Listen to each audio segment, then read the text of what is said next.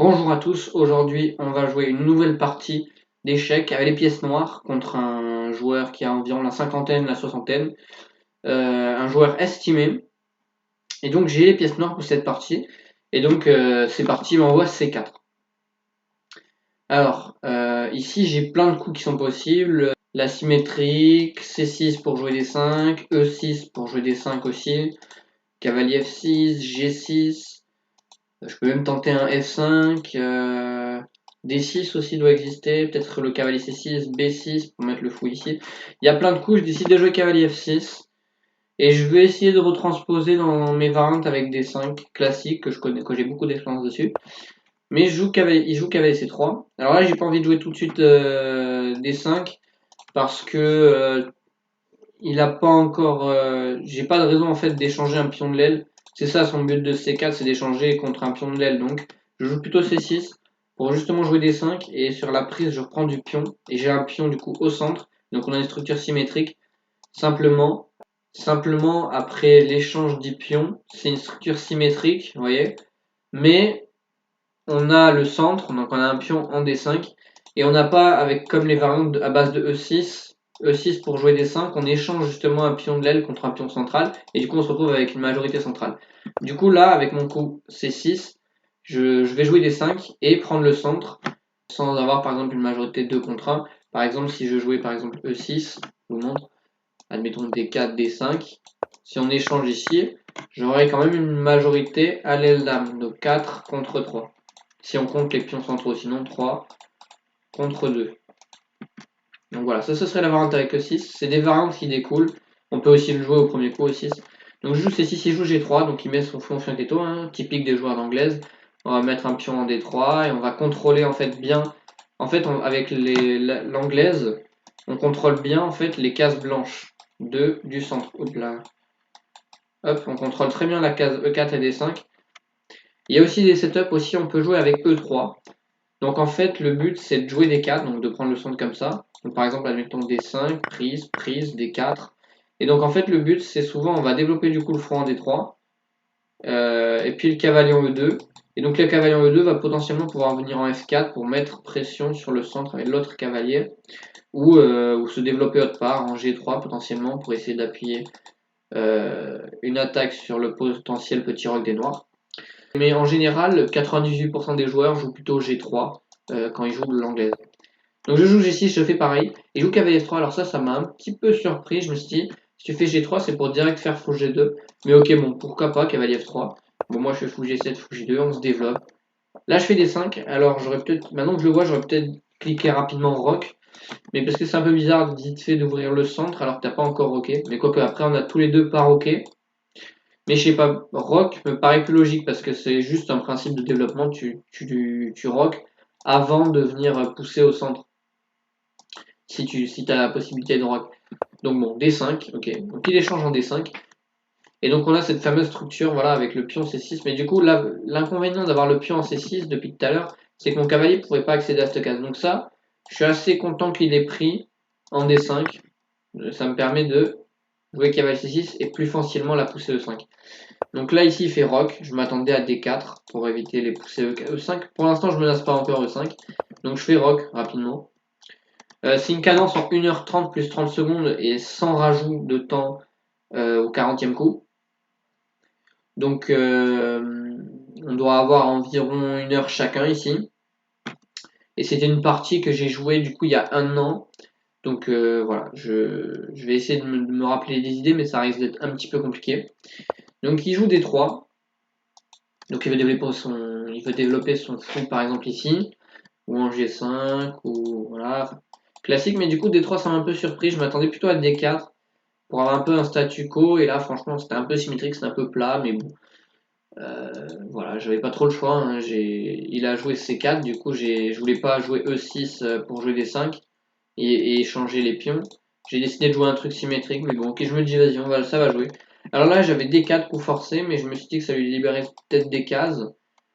Et je sais pas trop, D4, il y a peut-être cavalier B5 qui me plaisait pas tellement, avec des attaques ici, et puis potentiellement un fianchetto qui vient taper sur le pion D4, et sachant que je suis pas encore prêt à jouer E5, parce qu'il y a toujours les prises ici, et il n'y a pas de bonne découverte avec le fou. Donc je joue cavalier C6, je prépare E5. Il fait fou G5, donc ici je m'attendais vraiment à D4 pour empêcher E5. Mais du coup je fais fou G5. Alors là, E5, j'aimais pas trop parce qu'il y avait un peu ce cloche qui était embêtant. Donc j'ai décidé de jouer H6 d'abord. Et puis aussi, par exemple, sur E5, il n'y avait pas que le clouage, c'était en l'occurrence c'était plutôt Dame D2 qui m'embêtait. Et du coup après je pouvais pas empêcher fou H6. Suite KG5, H4, H5, G4, G5, etc.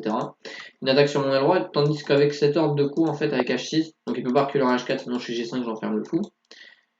Donc il repart en D2, et là du coup je fais E5 maintenant, et en fait, donc sur Dame C1 maintenant, il veut l'attaque le pion H6, en fait c'est une manœuvre classique, je fais Roi H7, et je défends du coup le pion, et il n'y a pas du coup de. Sur H4, H5, il n'y a plus en fait vraiment de rupture, parce que je peux jouer G5 et fermer du coup l'aile Roi. Et sur G4, G5, ouais, je peux bouger mon cavalier et jouer H5 pour fermer l'aile roi. Donc il fait Dame C2, il replace un peu sa dame qui était un peu bizarre. Alors là, D4, ça me paraît bizarre quand même parce que ça affaiblit cette case. Donc potentiellement, même s'il recule en D1, des fois il y a des manœuvres où il peut venir en E4 comme ça avec le fou. Et puis ça ouvre vachement son fou.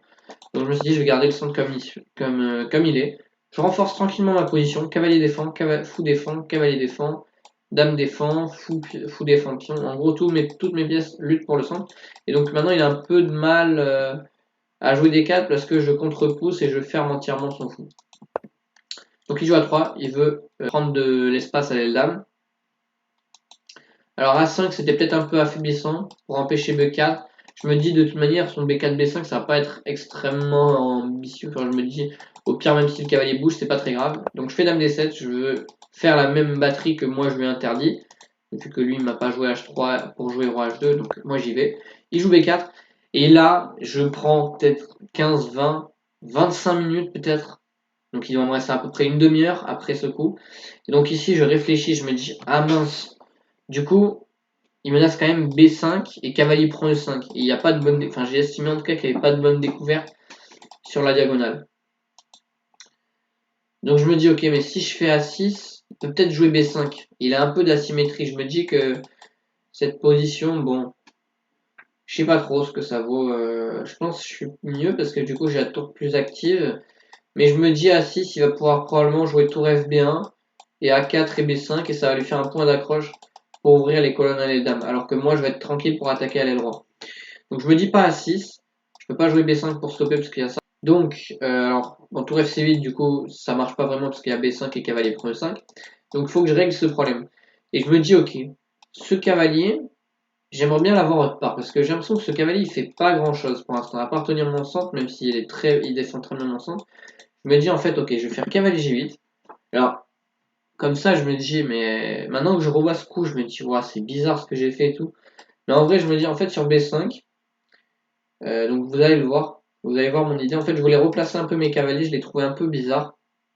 Et puis l'idée du coup, c'est que sur B5, le cavalier va bouger quelque part et le cavalier défend, le fou défend le pion E5 qui est attaqué par le cavalier. Donc il joue tour à B1. Alors là, ça me paraît bizarre parce que de manière, cette tour, elle doit aller soit en F1, soit en B1. Donc pourquoi mettre celle-là? C'est-à-dire que celle-là, du coup, elle est destinée à aller là.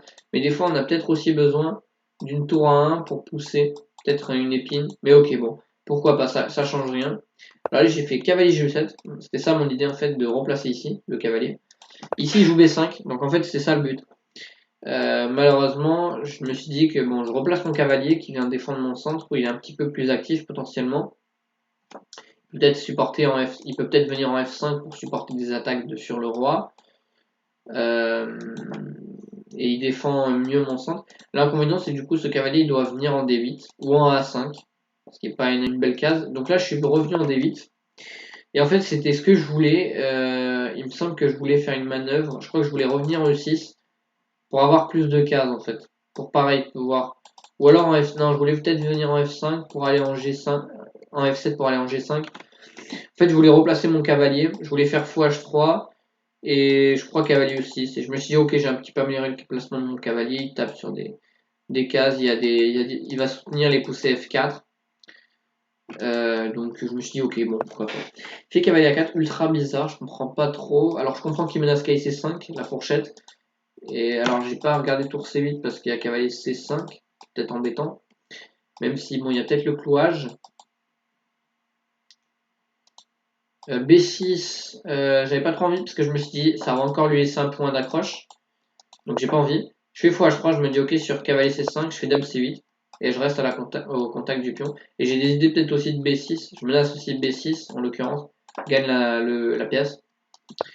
Donc il fait tour f5, il défend sa dame, donc b6 marche plus hein, parce que la dame, euh, la dame est défendue. Donc là j'échange les fous de case blanche, je me dis ok bon, bien, je sais pas trop, ma dame défend de un peu trop loin, il y a peut-être une tactique qui se présente, je me dis ok on échange les fous et on fait pas n'importe quoi. Je fais b6, je me dis ok je suis un peu sous pression, mes cavaliers sont mal organisés, je peux pas vraiment faire, enfin je peux faire cavalier e6, mais il peut rentrer sur la septième et ça me plaît pas.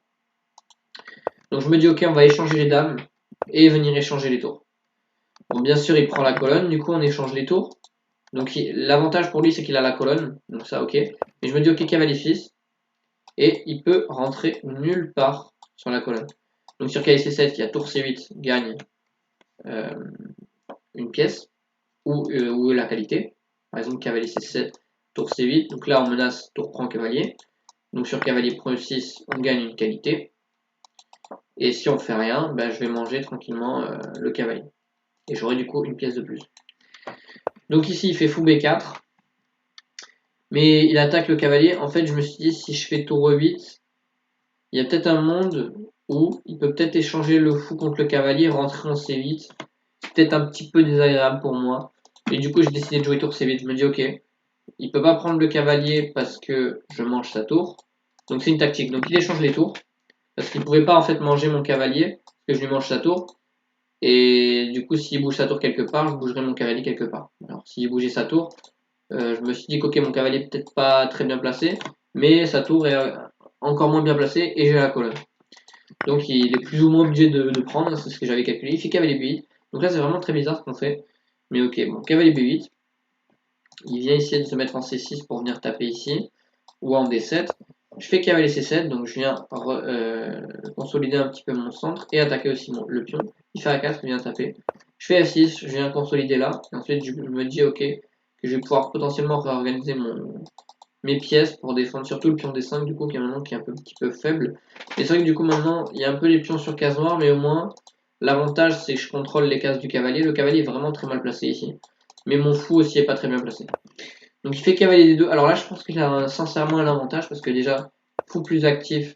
Voilà. Il a un fou beaucoup plus actif que le mien, il est pas terrible. Ce cavalier, il peut pas vraiment sortir, le pauvre. Il est un peu bloqué partout. Hop là. Donc, il joue cavalier D2, et donc je me dis, ok, il a un petit avantage, mais pour l'instant, son cavalier joue pas trop, et celui-là, on sait pas trop ce qu'il fait non plus. Donc je me dis, ok, ça va. Je fais roi G8, je prépare aussi fou F8 pour échanger mon mauvais fou contre son bon fou. Je fais cavalier D7, donc il empêche fou F8, mais bon, du coup, hop, il met un petit peu de pression. Je fais A6, je viens essayer de manière, je menace de prendre, donc je crée une asymétrie. Et je veux enlever son fou de sa diagonale. Il fait fou à 3. Il met le fou à 2 cases du cavalier. Alors là, il n'y a pas de case. Hein. Mais voilà. 1000 fois 2 cases du cavalier. Je voulais aussi remettre mon cavalier en jeu via C5 E6. Mais du coup, je perds un pion via C5. Parce que sur cavalier C5, cavalier prend C5. Si on se dit fou F8 et je vais regagner la pièce, ça marche pas parce qu'il y a cavalier B3. Et là, du coup, c'est moi qui perds un pion. Avec une finale gagnante avec le pion passé qu'on va tranquillement escorter. Donc, cavalier C5, c'est pas possible. Donc, je suis roi F7 et je me dis, mais en fait, ce cavalier, quand on y pense, il est quand même un peu enfermé. Comment il va ressortir? Et je menace roi E8. Et en fait, il peut pas parer. Donc il joue E4. Alors là, j'aurais pu... Alors ici, j'ai vraiment plus trop réfléchi. Il me semble que j'avais 10 minutes, il me restait 10 minutes, sans rajoutant 10 ou 15 minutes. Donc, je me suis dit, ok, roi E8 rapidement, de manière que tu gagnes le cavalier. Parce que je me suis dit, je sais pas, s'il y a prise, il y a peut-être une histoire où il vient sauver son cavalier. Alors là, il n'y a rien, à mon avis, prise doit être pas mal, ou D4. Mais je me suis dit, D4, ça met un peu des pions sur ton fou. Et prise, bon, ça aide à activer un peu son cavalier. Donc je me suis dit, ok, je vais gagner direct la pièce. Il sacrifie le cavalier et il gagne un pion. Mais je me dis, dans tous les cas, ces pions, il va être trop faible. Donc je fais cavalier 7, je viens ici. Il est obligé d'avancer de toute manière parce que sinon, il peut pas le défendre. En fait, le pion, il est obligé de l'avancer. Et du coup, là, je vais rapidement le manger avec roi ici, cavalier C5. Donc soit il fait fou, prend, pion prend, et ensuite je peux manger là. soit ensuite directement je vais le manger, ou même faire cavalier E7, cavalier prend D6 pour le replacer, pour replacer mon cavalier pour qu'il contrôle les cases de son cavalier. Il fait cavalier E4, il attaque mon fou mais qui est défendu, donc je viens ici et commencer à attaquer le pion, donc il défend. Il défend 2 fois pour l'instant, il a attaqué qu'une fois.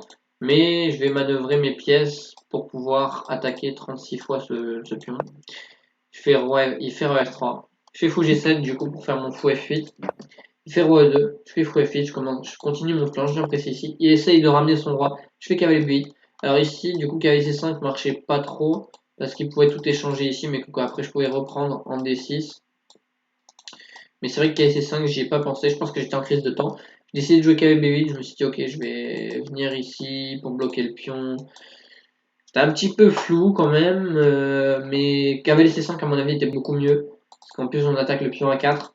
Et donc, le but c'est de cavalier C5, c'est de gagner le pion D6 tranquillement. Donc, je fais cavalier B8. Bon, je replace quand même mon cavalier. Ok, donc roi C2. Roi E6. Donc, de manière, il ne peut pas avancer. Donc, j'essaie de centraliser un peu mon roi. Il centralise son roi. Je viens proposer l'échange des cavaliers, qu'il accepte. Ça me surprend beaucoup.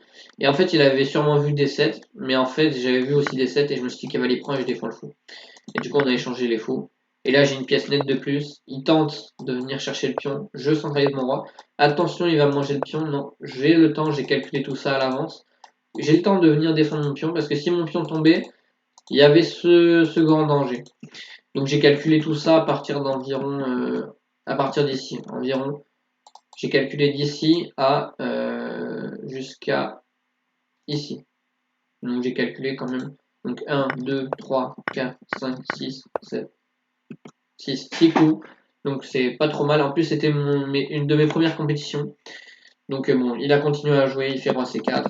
Donc je viens défendre mon pion. Il fait roi C6, il essaie de s'activer. Je fais cavalier C5, je me dis ok, je vais échanger les pions.